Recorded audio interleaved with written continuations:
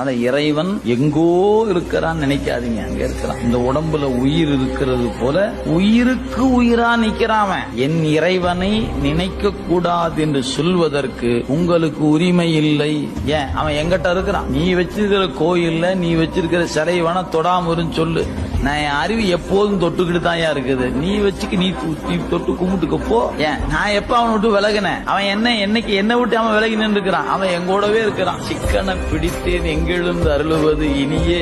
அவன் எப்ப நம்ம விட்டு விலகினா நான் போய் ஐயோ சாமி பாக்கணும், கதவை சாத்திக்க பூட்டிக்க. ஏன்? அவர் எனக்குள்ள இருக்கிறாரியா, ஆனந்தமா நான் பாட்டு உட்கார்ந்து பெருமானே அந்த இடத்துல உங்களுக்கு ஒரு ஆனந்தம் இருக்கு பாருங்க, அது யாரும் கொடுக்க முடியாது.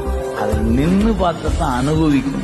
இந்த அனுபவம் நமக்கு வரணுமே என்று எல்லைக்கு உட்பட்டு அன்பு செலுத்தினீங்கன்னா வாய்க்காது. எல்லை கடக்கிற வாய்ப்பு என்னைக்கு வருதோ அன்னைக்கு வாய்க்கும்.